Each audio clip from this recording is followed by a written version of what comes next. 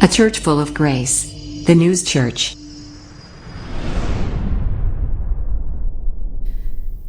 예, 사랑하는 더뉴스 여러분, 주의 이름으로 여러분을 사랑하고 환영합니다. 제가 지금 여러분께 이렇게 인사를 드렸는데요. 사랑이라는 단어를 몇 번 썼나요? 짧게 인사드렸는데, 예, 두 번째가 했어요. 사랑하는 더뉴스 여러분, 주의 이름으로 사랑하고 환영합니다. 이렇게 두 번을 이렇게 사랑이라는 단어를 썼어요. 여러분도 서로 이제 인사를 나눌 텐데 자유롭게 인사를 나누세요. 대신 사랑이라는 단어가 꼭 들어갈 수 있도록 그렇게 인사를 서로 나누겠습니다. 앞뒤 옆 사람에게 인사 나누세요.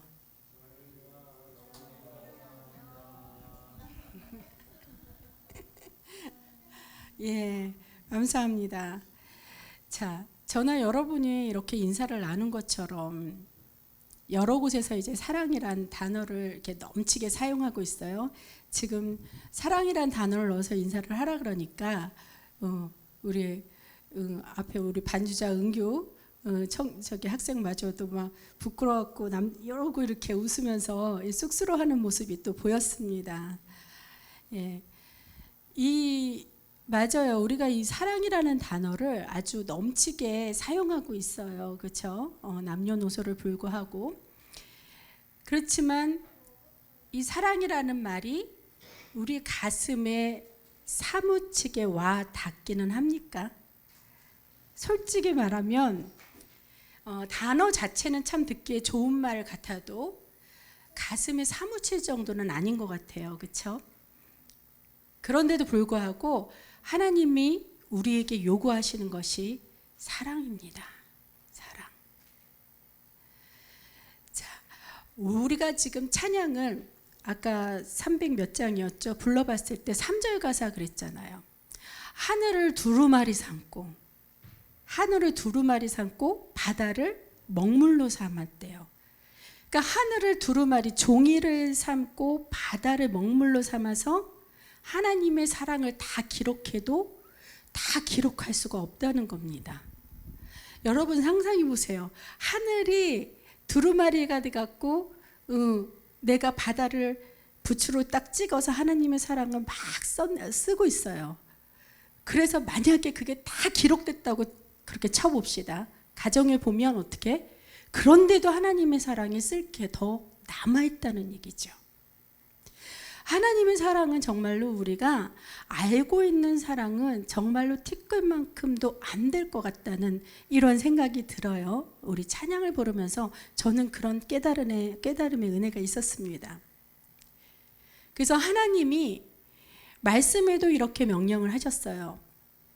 내 마음을 다하며 목숨을 다하며 힘을 다하며 뜻을 다하여 주 너희 하나님을 사랑하고 또한 네 이웃을 내 자신같이 사랑하라.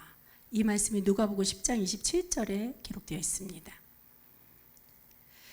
자, 때때로 아주 기도를 절실히 하고 싶을 때가 있어서 골방으로 들어가거나 성전으로, 교회 성전으로 달려갈 때가 있습니다. 자, 그럴 때는 주님이 부르시는 음성이 너무 강권하신 거예요.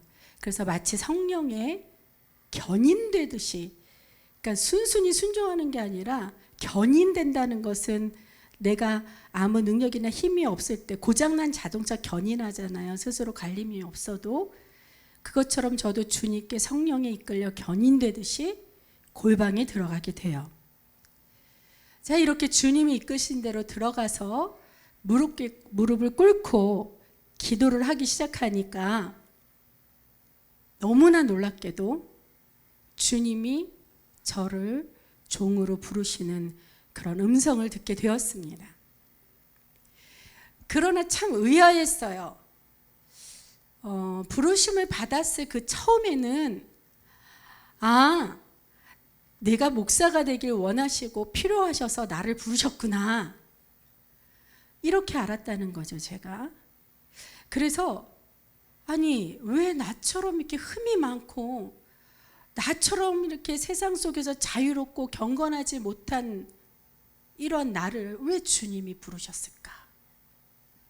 이런 의문이 먼저 들었습니다. 그래서 주님께 물었어요.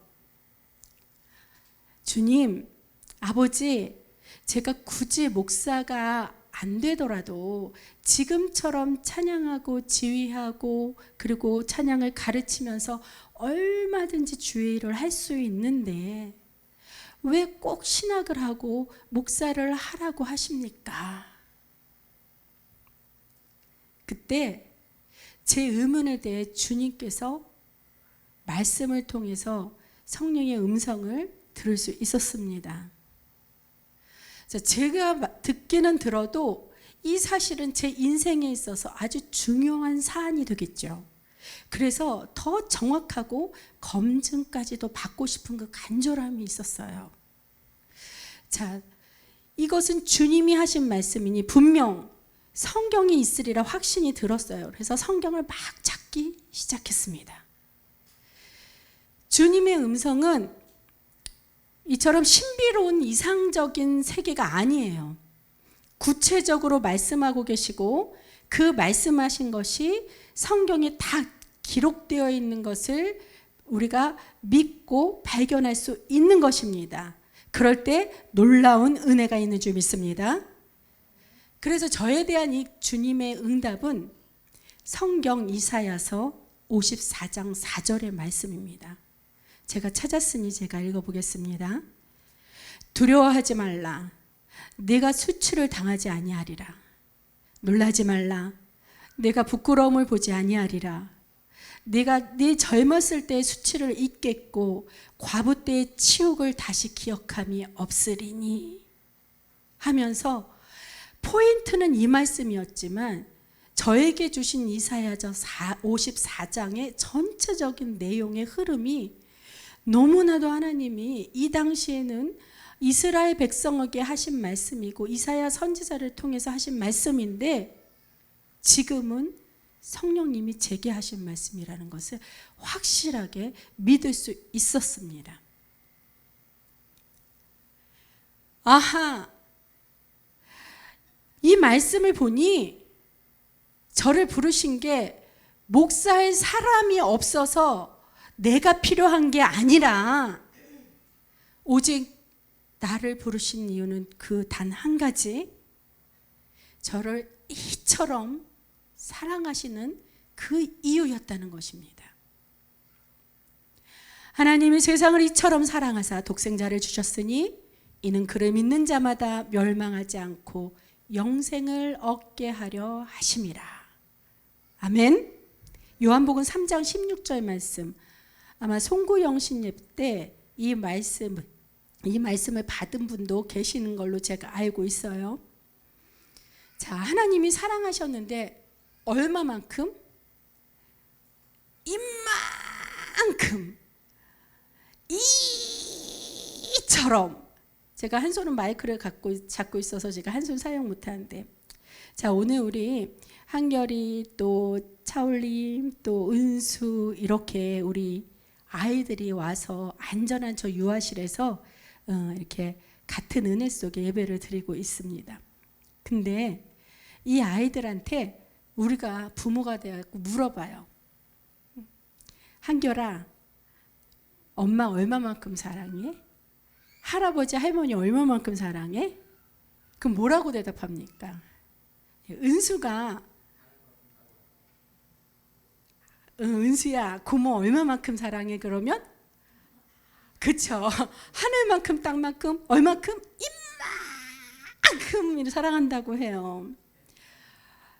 예, 그것처럼 우리도 하나님이 우리를 그만큼 사랑한대요. 왜? 우리를 어린아이처럼, 마치 어린아이처럼 그렇게 자녀를 삼아 주셨으니까 그렇게 엄청나게 하늘을 두루마리 삼고 바다를 먹물 삼아도 다 기록할 수 없는 그 사랑을 주셨다는 겁니다. 그러한 사랑을 받고 예배로 부르심을 받은 줄 믿으시기 바랍니다.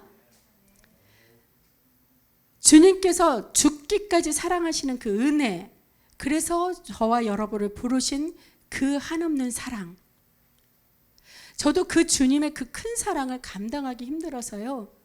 하나님이 그렇게 말씀으로 응답하셨을 때 제가 이렇게 저도 모르는 그 마음의 중심의 소리가 하나님께 이렇게 울부짖었습니다. 아버지, 제가 무엇이간데 이처럼 저를 사랑하시나이까. 그러한 고백이 주님께 들려지면서 그렇게 막 울부짖으면서 눈물을 그냥 펑펑 쏟으면서 눈물이 범벅이 돼서 골방 안에서 그 좁은 공간 안에서 떼굴떼굴 굴렀던 적이 있었습니다.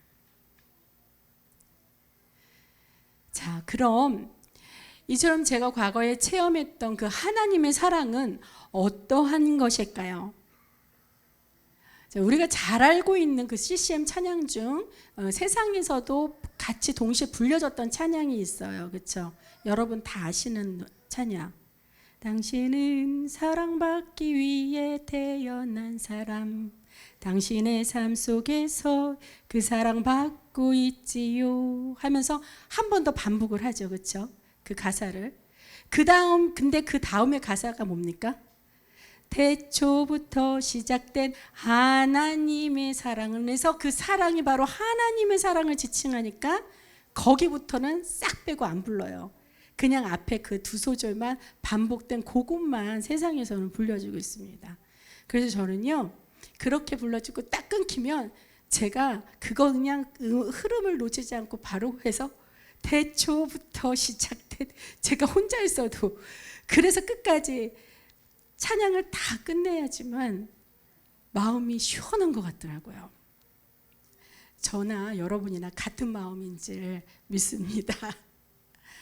자, 그들은 왜 이렇게 골라서만 노래를 할까요? 찬양을 찬양처럼 온전히 들으지 못하고 골라서 그냥 나의 노래로만 취하고 있습니다. 왜 그럴까요? 받는 것만 좋아하고 받기만을 좋아하니까 자기 자신의 유익만을 취하기 때문입니다. 자, 그러나 우리 믿음의 자녀 저와 여러분들은 올바르게 잘 알고 있어야겠죠. 잘 들어보세요. 하나님의 사랑은요, 받는 것을 좋아하기 때문에 받는 사랑이 아닙니다. 받는 것을 좋아하기 때문에 받는 사랑이 아니라는 거예요. 그러니까 받는 사랑이라는 것은 마치 나는 받아야 돼라는 당연성을 의미를 하지만, 자, 하나님의 사랑은요, 이러한 당연성이 아니라 하나님이 사랑을 주시니까 받을 수 있는 사랑인 줄 믿습니다. 아멘. 사랑을 주셔야지 우리가 받을 수 있는 거예요. 이것은 무엇입니까? 은혜로 말미암다는 거죠. 은혜도 내가 아무리 구해도 하나님이 주셔야 받는 거예요. 이게 하나님이 주권적인 은혜와 주권적인 사랑입니다. 늘 우리 담임 목사님도 말씀을 하시잖아요. 이 은혜에 대해. 자, 그러면 이때 우리가 하나님의 마음을 헤아려 본다면요, 어떻게 보면 우리는 하나님만큼 그렇게 사랑을 하지 못하는데 하나님은 정말 처럼 사랑하시는 걸 보니 마치 하나님께서 우리에 대해 외로운 짝사랑을 하시는 것과 같은 그러한 생각이 듭니다. 대가를 바라지도 않고 오로지 주기만을 하시는 그 사랑이지 않습니까? 그러나 이렇게 주기만 한다고 해서 하나님은 우리에게 이렇게 일방적으로 주시기만 한다고 해서 하나님이 뭐 고독하거나 뭐 외롭거나 슬프거나 낙심되고 이러한 사랑이 아니라 어떻게 주십니까? 이만큼 주시면서도 기쁘게 기꺼이 흠뻑 충족하게 주시는 줄 믿습니다. 자, 여러분 학창 시절에요, 마니또라는 거 한번 놀이 해보신 적 있으시죠? 다들 마니또. 자, 이 마니또라는 거는 은규 해봤어? 안 해봤어. 많이 또 몰라? 몰라? 아는데 안 해봤어. 너무 많이 우리 선배들이 너무 많이 해서 알기만 알고 시시해서 지금은 안 하나 보다. 자, 마니또라는 말은요, 비밀 친구라는 뜻이에요. 이게 이태리어라고 합니다. 네, 저는 일본어인 줄 알았더니. 그래서 제비뽑기를 해서 뽑혀진 상대방 몰래 그 마니또인 내가 수호천사가 되는 거예요. 그래서 편지나 선물 또 선행 등을 이렇게 제공하는 것을 마니또라고 하죠. 자, 일정 기간 동안에 마니또가 상대방을 기쁘게 해주는 그 컨셉을 가지고 수고와 노력을 아끼지 않습니다. 상대방 모르게 비밀리에 해주게 되다 보니 누가 해주었는가 참 궁금해하는 그 상대의 모습을 막 이 마니또가 막 곁눈질하고 슬쩍슬쩍 봐요. 내가 해놓고 저 어떤 반응이 일어날까? 이러면서 그래서 무척 재밌어하고 또 스스로 마음에 기쁨이 찾아오기도 해요. 자, 며칠 전 저도 이런 체험을 했어요. 여러분 아시다시피 저희가 말씀드렸죠. 그 의문의 쇼핑백이 교회 문 앞에 이렇게 놓여져 있더라고요. 그 쇼핑백 안에 정말로 저는 이제껏 먹어본 참외 중에서 그렇게 크고도 좋은 참외를 처음 봤어요. 그 참외와 또 아주 싱싱하고 탱탱한 그런 양파, 신선한 양파하고 또 지금 막 캐낸 감자가 그렇게 맛있게 생긴 그러한 음식물이 이렇게 담겨 있었습니다. 자, 아마도 몰래 이렇게 가져다 놓으신 분이 본인이 마니또이신 줄 생각하고 계신 것처럼 그렇게 하신 것 같아요. 자, 그분이 이렇게 은밀한 사랑의 실천을 하면서 얼마나 즐거워하셨을까요? 아마 주님도 기뻐하셨으리라 믿습니다. 자, 주님이 기뻐하셨으니 그분에게도 그 하나님 주님의 기쁨이 온전히 전해질 테니 그분도 당연히 기뻐하신 줄 믿습니다. 자, 그러니까 이제 좀 당사자인 저희에게 좀 이제 누군지 좀 알려주셨으면 좋겠습니다. 물론 오른손이 한 일을 왼손이 모르게 하라는 그러한 구제와 착한 일을 하고 그렇게 해놓고 남들에게 내 자신의 그 의로움, 나는 착하다, 나는 의롭다 이러면서 막 나팔을 불지 말라고 그래서 은밀히 하라고 그렇게 얘기했던 의미입니다. 자, 이러한 실천을 하신 분이라면 본인이 가만 보니까 이렇게 떠들고 다닐 분도 아니세요. 만약에 얘기를 한다면 제가 얘기를 하겠죠. 제가. 그러나 그분이 또 그것조차도 원하시지 않는다면 저도 입을 다뭅니다. 자, 이러한 경험처럼 저희는요 간혹 이렇게 어떤 때 발신이 없는 택배 상자가 이렇게 떡하니 와요.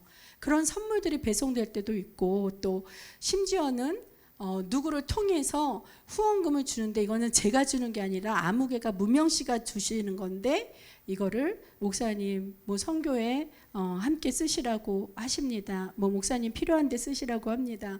뭐 이렇게 해서 이런 거를 많은 그래도 여러 번 체험을 했어요.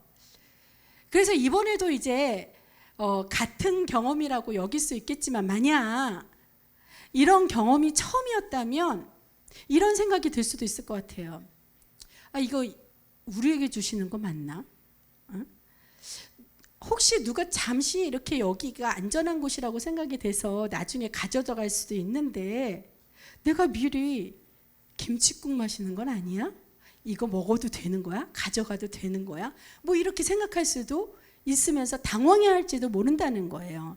예, 제가 받은 당사자가.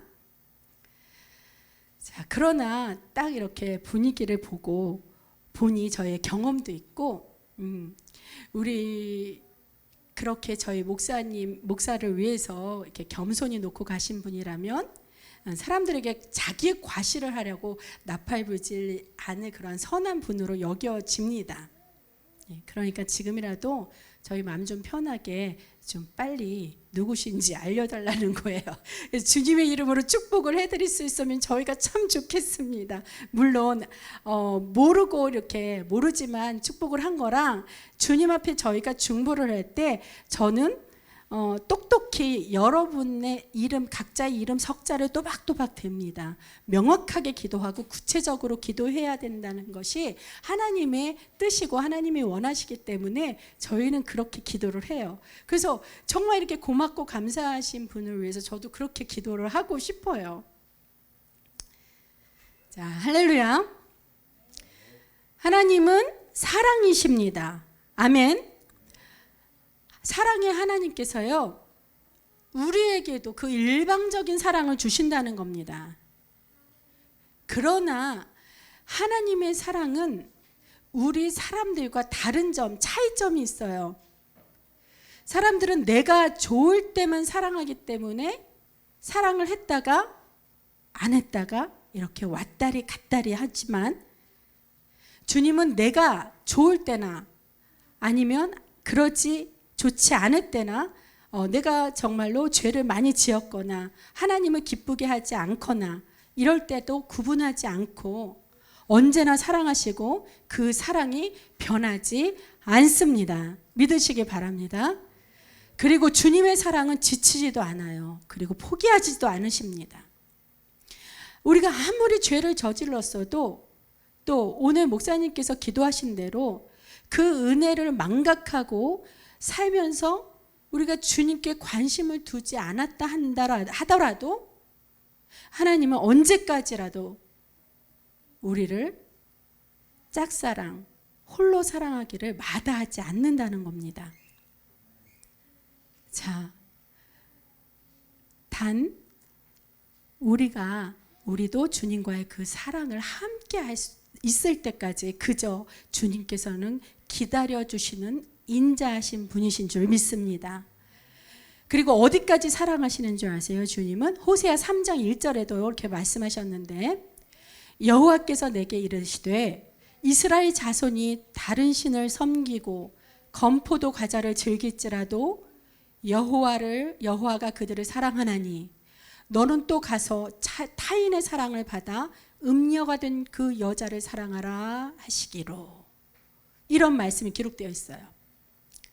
이스라엘 백성들은 출애굽할 때 하나님이 주신 그 만나의 과자를 먹었던 체험이 있죠.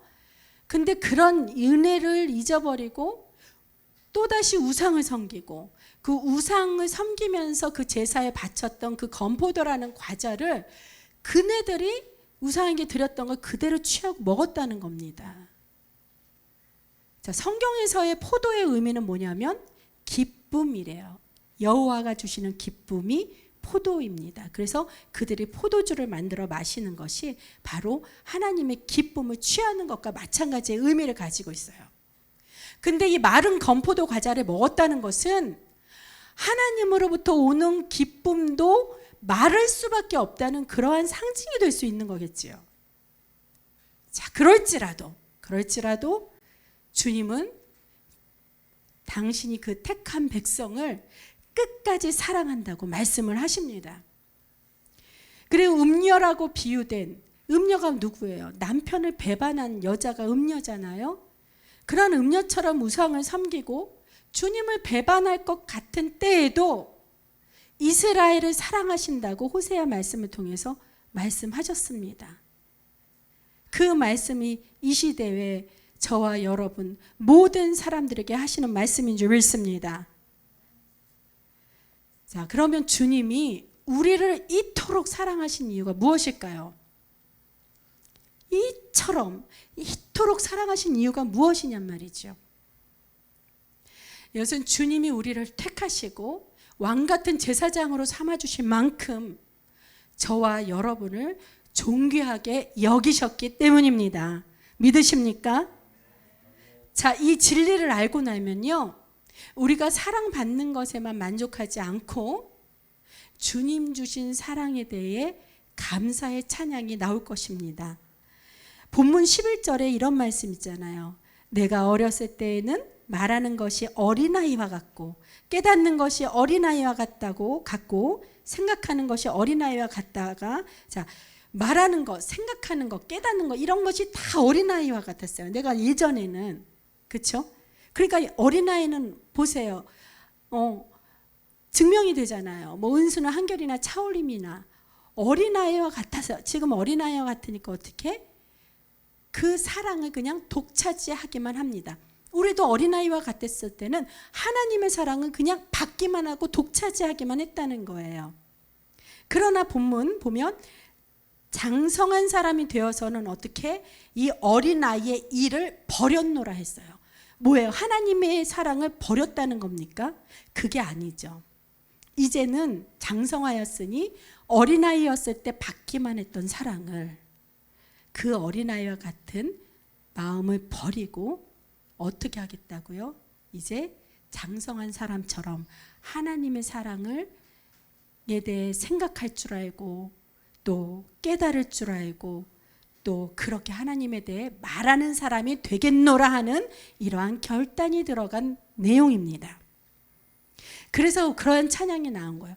당신은 사랑받기 위해 태어난 사람, 그것만 찬양의 노래가 나왔다가 후속편으로 어떻게 장성한 분량이 된 사람이 아마 작곡을 했는지 몰라요. 감사해요, 깨닫지 못했었는데 내가 얼마나 소중한 존재라는 걸. 이 찬양도 다 아시잖아요, 그렇죠? 소중해도 너무 소중하기에 주님이 우리를 버려둘 수 없었고 우리를 포기할 수 없었기에 예수 십자가 보혈을 통해 실천의 사랑을 보여주신 것입니다. 하나님께서 우리를 존귀하게 여기시는 건 우리가 무언가 받을 만한 자격이 있어서 그렇게 받는 것이 아니에요. 또 내가 잘나서 특별한 달란트로 주의 일을 많이 하거나 또 잘내서도 아닙니다. 하나님이 사랑하시는 것은 멸망으로 빠질 뻔한 우리에게 하나님의 영원한 생명을 주고자 하시는 줄 믿습니다. 이것이 무슨 말이에요? 즉 영이 잘 되기를 바라시는 이유입니다. 할렐루야. 잘 되기를 바라시는 그 인자함으로 주님이 우리를 더 먼저 사랑하셨습니다. 영원 전부터 사람을 만들기로 계획하실 때 이미 저와 여러분 우리 모두를 사랑하겠노라 작정하시고 하나님의 의지를 나타내신 것입니다. 자, 오늘 본문 전체에서 사랑이란 무엇인가를 기록하는데요. 특별히 포인트가 되는 그러한 내용이 4절에서 7절 말씀이에요. 자, 우리 사랑에 대해서 한번 4절에서 7절 우리 합독하면서 마음을 새길까요? 자, 시작. 사랑은 오래 참고 사랑은 온유하며 시기하지 아니하며 사랑은 자랑하지 아니하며 교만하지 아니하며 무례히 향하지 아니하며 자기의 유익을 구하지 아니하며 성내지 아니하며 악한 것을 생각하지 아니하며 불의를 기뻐하지 아니하며 진리와 함께 기뻐하고 모든 것을 참으며 모든 것을 믿으며 모든 것을 바라며 모든 것을 견디느니라. 아멘. 자, 여기 성경에서 기록된 그 사랑의 대상은요, 특정한 대상이 아니라 그 누구에게나 모두에게 다 똑같이 해당된다는 것입니다. 똑같이 그들에게 이러한 사랑으로 대해야 된다는 거예요. 그런데 문제가 되는 것은 내가 좋아하는 감정의 사람에게는 다 이렇게 할 수 있는데 내가 감정이 좋지 않은 사람에게는 말씀대로 이렇게 실천하기란 그리 쉬운 일이 아니라는 게 그것이 문제라는 겁니다. 왜냐하면 사람들은 상대를 대할 때 감정으로 대하기 때문입니다. 그러므로 기독교적인 의미에서 사랑은 감정이 아니라고 신학자 루이스가 말을 했어요. 자, 사랑은 감정이 아닙니다. 그럼 무엇입니까? 사랑은 의지의 상태입니다. 아멘. 사랑은 의지의 상태입니다. 보충해서 계속 설명을 드릴게요. 이 의지의 상태라는 건 뭐냐면 사랑하기로 마음먹은 결단의 의지적인 상태라는 겁니다. 내가 사랑하겠다. 내가 상대를 지금 사랑한다. 사랑하겠다가 아니에요. 과거도 아니고 지금 현재로 내가 이 사람을 사랑한다 라는 의지의 상태가 바로 성경적인 사랑이라는 것입니다. 자, 상대를 사랑한다고 가정하에 우리의 마음에서 우러나는 그 모든 것을 다 행동하는 것이에요. 보는 눈이 많고 그것 때문에 체면치레나 거칠해하는 것과는 이거는 전혀 다른 것입니다. 자, 사랑이란 하나님께서 우리의 영이 잘 되기를 바라시는 것처럼 우리도 상대가 잘 되기를 바라는 마음입니다. 상대가 행복하기를 바라는 마음이 사랑인 것입니다. 자, 그래서 저는 당신을 사랑합니다. 이 말은 무슨 뜻이냐면 저는 당신이 잘 되고 행복하기를 바랍니다. 이런 뜻이잖아요. 저는 더뉴스 교회를 사랑합니다. 이 뜻이 무엇이겠어요, 그러면? 저는 우리 더뉴스 교회가 잘 되고 부흥되기를 바랍니다. 이 뜻이에요. 그리고 또 저는 우리 목사님을 사랑합니다. 이 뜻은 뭡니까? 우리 목사님이 행복하기를 바랍니다. 이런 뜻과 같은 것입니다. 자, 제가 지금 여러분에게 거짓말을 시키고 있는 것인가요? 마음에도 없는데 자꾸 사랑하라고. 자, 사랑이란요, 이 말 그대로 이 좋은 마음이 지금 당장에 없을지는 몰라요. 그럴지라도 이렇게 사랑의 훈련을 하다 보면 언젠간 진짜로 신비한 경험을 하게 될 것이라는 것입니다. 어떠한 경험, 신비한 경험이냐면 그건 좀 나중에 알려드릴게요. 자, 그러면 봅시다. 나에 대한 사랑, 내 자신 스스로는 누구나 다 사랑을 잘할 줄 알아요. 자, 어떨 땐 내 자신에 대한 사랑이 너무 과도해서 그런 마음에 대해 누가 봐도 이렇게 도가 지나친 행동이 겉으로 드러날 때 참 이기적이다 이런 말을 듣기도 하지요. 이것을 뭐라고 해요? 자기애라고 해요. 심리학적으로 자기애라고 합니다. 이런 자기애는 반드시 나에게 좋은 점만 있어서 나 자신의 좋은 점만 보여 그것 때문에 내가 내 자신을 사랑하는 게 아니에요. 사실 내가 내 자신을 바라볼 때 안 좋은 것이 무엇이다, 나의 단점이 무엇이다, 누구보다 내가 더 잘 알고 있습니다. 그럼에도 불구하고 장점만 보고 나를 사랑하시 아니라 그 단점까지도 사랑하게 되는 것이 바로 자기애의 본능이고 그 본능처럼 자연스럽게 되는 것이 바로 자기애라는 것이에요. 자, 그러면 타인에게도 대상을 돌려볼게요. 타인에게 좋은 감정이 드는 사람이 있어요. 근데 그런 사람을 사랑하라는 건요, 별로 그렇게 어렵지 않아요. 그러나 아까도 말씀드렸듯이 사랑은 감정이 아니기에 어떻게 싫은 사람에게도 사랑을 해야 됩니다. 내가 그를 사랑한다고 의지적으로 가정하고 대하는 것이 하나님의 성품대로 사랑을 익혀나가는 일에 매우 유익하다는 것이에요. 좋아해서 사랑하는 것이 아니라 사랑한다고 가정하에 행동하게 되니까 점점 좋아지는 것입니다. 자, 우리 현 세대에 점점 세대가 가면 갈수록 이혼율이 높아지고 있죠. 젊은 세대가. 오히려 우리들의 어머님이나 부모님이나 그 2세 이상의 그 윗대들 부모님들은요, 이혼이 없어요. 근데 그분들은 어떻게 만나냐면 그냥 그날 만나서 그 다음날 결혼을 하셨어요. 좋은지 싫은지도 모르고 그냥 부모가 부모 이렇게 만나게 해서 하면은 그냥 결혼하고 살았단 얘기죠. 근데도 이혼하지 않고 그렇게 사는데 점점 시대가 지나면 지날수록 지금 젊은 시대들은 많은 이혼을 한다는 얘기입니다. 왜 그럴까요? 이들이 만났던 계기는 뭐냐면 그들이 연애하고 좋아서 결혼을 합니다. 좋아서 결혼을 했음에도 불구하고 이혼율이 늘어나요. 요즘 TV나 매스컴에서 뭐 돌싱 프로그램이 많이 있습니다. 얼마나 이혼율이 많으면 돌싱 프로그램에서 다시 만나게 해주고, 그래서 그들이 마음이 맞는지 안 맞는지 뭐 테스트도 해보고 연애도 해보게 해주고, 심지어는 동거까지도 하게 하는 그런 프로그램을 제가 얼핏 봤어요. 와, 진짜 세대가 많이 변했구나. 이렇게 매스컴에 드러나도록 동거를 하게 하는 이런 것이 아무렇지도 않은 세대가 됐다는 거예요. 그러면 잘 봅시다. 이들이 동거를 하였다 한들, 그래서 살아보니 괜찮구나 한들, 이들이 끝까지 사랑을 유지할 수 있다는 보장이 있습니까? 없습니다. 왜? 사랑은 감정이 아니기 때문에 이렇게 좋아하는 감정만을 골라서 좋아하는 감정만 취해서 살아간다면 분명히 사람의 감정은 변하기 때문입니다. 그거는 당연한 것이 때문이에요.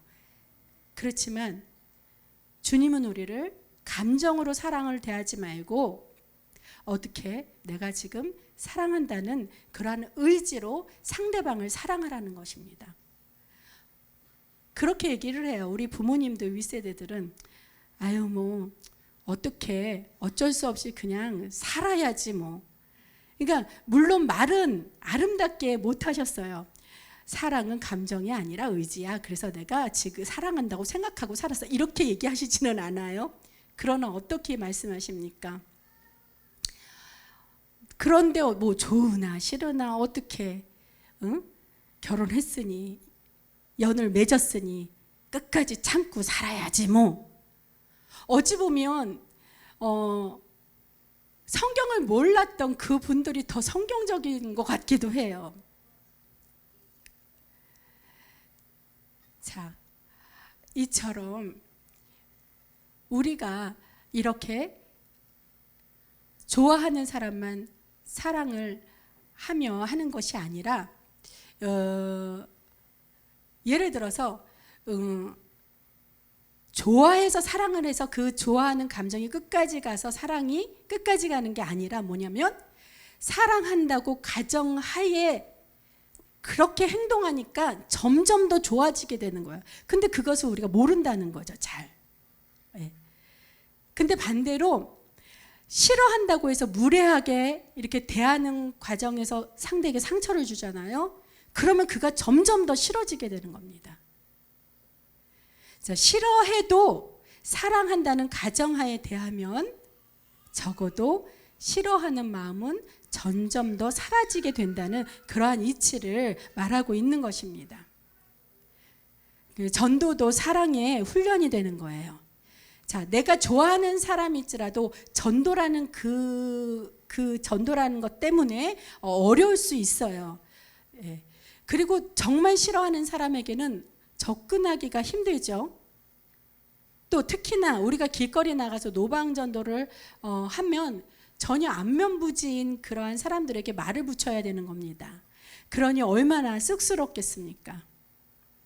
그런데 우리가 용기를 내서 내가 사랑한다고 가정하에 하나님을 사랑하고 그의 영혼을 불쌍히 여기며 하나님이 바라보는 마음으로 상대를 사랑하게 된다면 이러한 말이 나올 것입니다. 우리 더뉴스 교회에서 같이 예배 한번 드립시다. 이러한 말의 의미가 뭐예요? 내가 당신을 같은 교회에서 함께 예배 드리며 사랑한다고 사랑하기로 작정했습니다. 이런 말 뜻과 같다는 것입니다. 나의 고백과 의지를 드러낸 거예요. 사랑에 대한. 그래서 전도뿐 아니라 그 누구라 할지라도 지금 내가 상대를 사랑하고 있다는 가정하에 친절하게 대해주다 보면 진짜로 그들을 모두를 사랑하게 되는 그 내 마음을 발견하게 될 것입니다. 믿으시기 바랍니다. 우리가 사업을 하면서 무슨 장사를 하면서 우리가 찾아드는 손님과 고객이 있잖아요. 근데 그들이 밉다고 여겨보세요. 그러면은 어떻게 밉다고 얘기하고조차 싫을 겁니다. 근데 미울 수가 있겠습니까? 나에게 고객으로 찾아오신 분인데.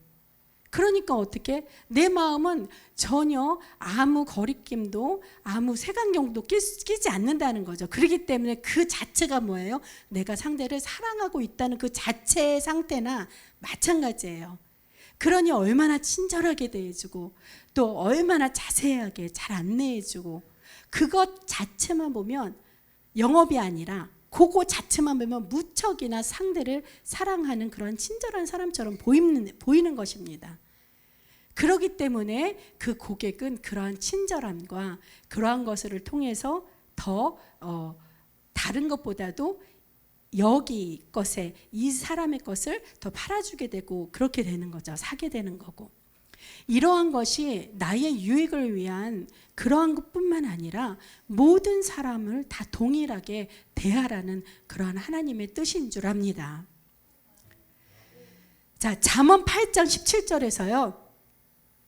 나를 사랑하는 자들이 나의 사랑을 입으며 나를 간절히 찾는 자가 나를 만날 것이니라.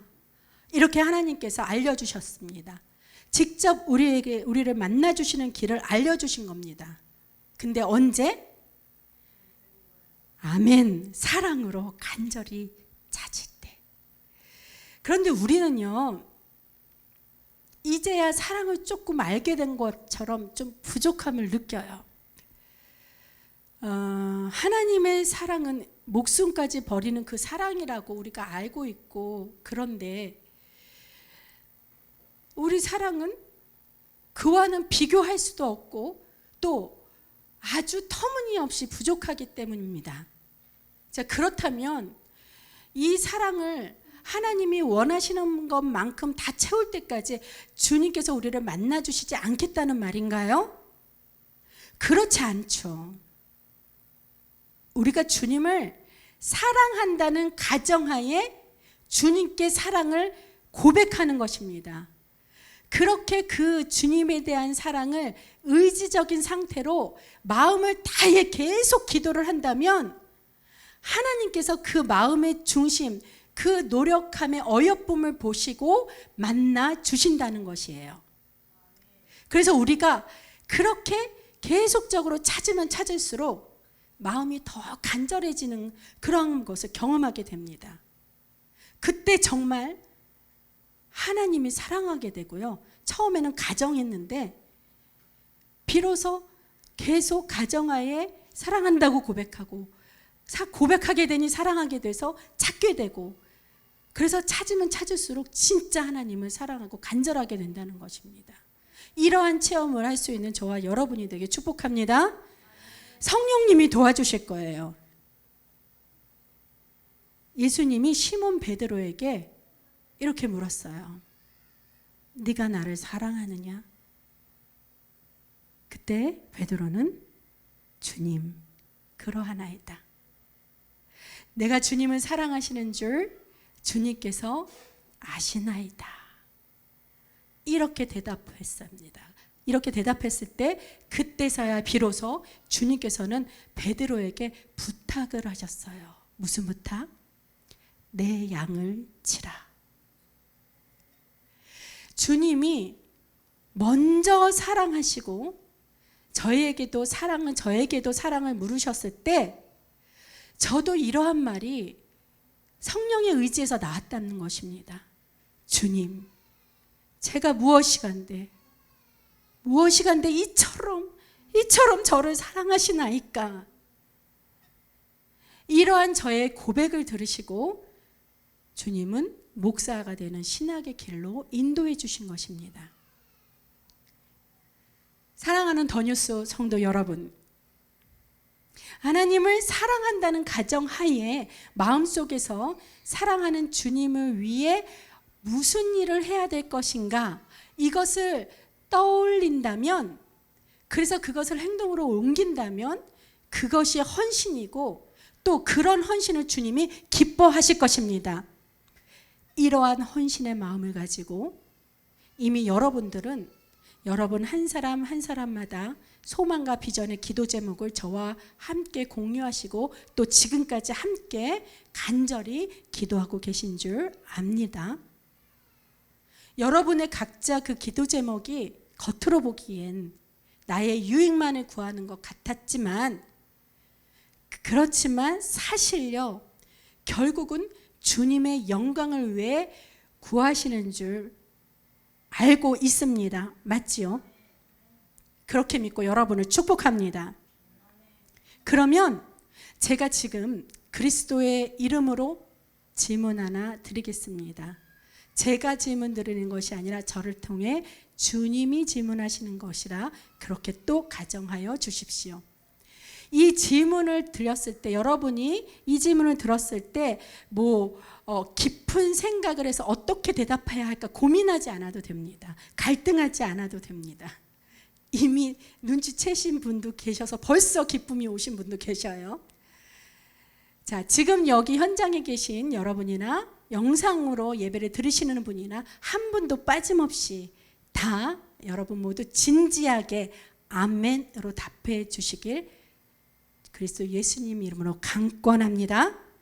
자, 그럼 질문하겠습니다. 사랑하는 성도 여러분, 사랑하는 더뉴스 성도 여러분, 주님을 사랑하십니까? 좀 더 큰 대답을 원하십니다. 주님을 사랑하십니까? 할렐루야. 지금 아멘으로 화답하신 저와 여러분 모두는 각 개인마다 주님을 사랑하시고, 그리고 그 사랑하고 계신 그 정도의 그 차이와는 상관없이 오늘 이 시간 깨달은 대로 하나님을 사랑한다는 가정하에 대답한 것으로 주님께서 들으신 줄 믿습니다. 자, 그럼 이제 주님을 간절히 찾기만 하면 돼요. 반드시 만나 주실 것입니다. 주님을 만나기만 하면 나보다 나를 더 잘 아시는 주님이 나의 소망과 주님에 대한 열정을 더 잘 아시기에 우리가 바라고 원하는 것을 주님 사랑 안에서 은혜로 다 이루어 주실 것입니다. 그런 저와 여러분이 다 되길 그리스도 예수님 이름으로 소망하고 축복합니다. 기도하시겠습니다.